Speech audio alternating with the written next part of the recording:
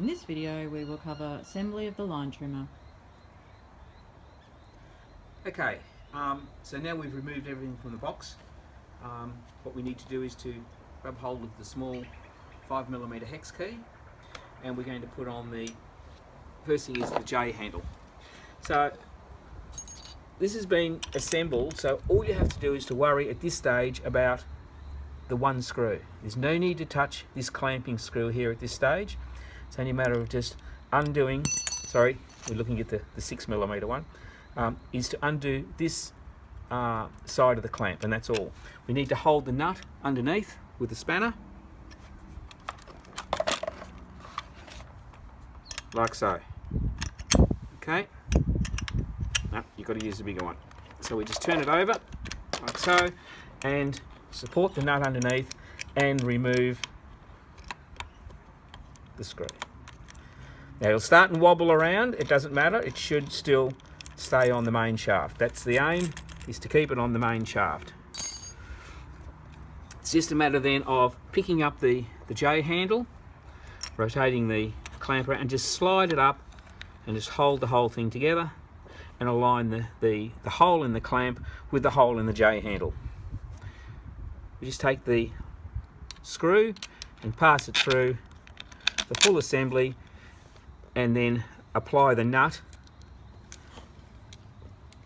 underneath like so.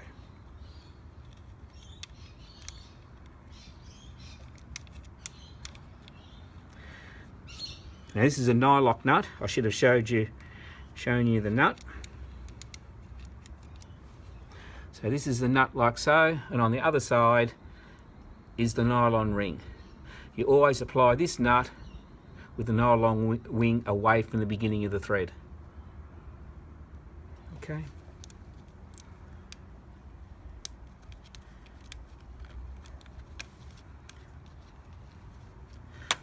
Right, just do it up, just finger tight as much as you can, and then rotate the J handle around in line with the unit. Underneath, we just need to hold the nut with one hand and then tighten this screw. Now, just before we tighten it right up,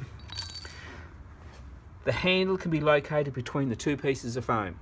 So if you prefer to have the handle up closer to the head, you can slide it up. Or if you want it further down, it's only a matter of just sliding it down to that position like so. Most of the time you'll need to adjust this after you started to use the machine. So I'm going to put this one midway, like so. So again, we use the spanner, hold the nut underneath and tighten this up. Now don't worry about this screw just yet. Make sure this screw here is tight. And the J handle should be tight within the clamp. Then it's a matter of just holding the machine and making sure that the whole thing is firm like it is.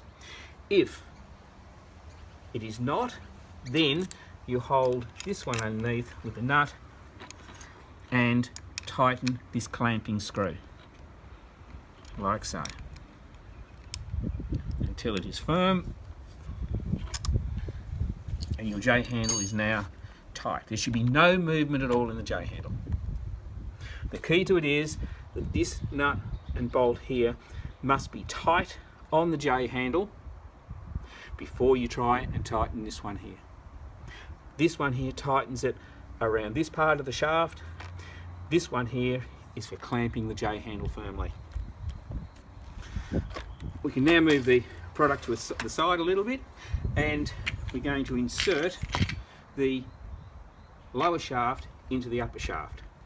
Now, first of all, make sure that this knob here is loose, and what we do is the unit is sitting there on the tank like so. The head of the machine is downward, and it's only a matter of sliding it in like so. Now we'll stop there, then you have to pull the locating pin out and then continue to reinsert. Now sometimes you have to rotate this shaft around like I just did, and it will then jump in. If it doesn't jump in, just keep rotating the shaft around like so and pushing in at the same time, and the middle drive shaft will finally locate. Just make sure that this pin here clicks in like so. Now it's only a matter of tightening up the clamp knob like so. Now we come to the end. Now we're going to set this unit up with the line trimmer head. If we look at the guard, the unit has come to you with the line trimmer attachment on the guard. If we turn it over, this is the cut-off knife, which keeps the line at the correct length. For the brush cutter, we remove this, but for this line trimmer, we leave the red section on the guard.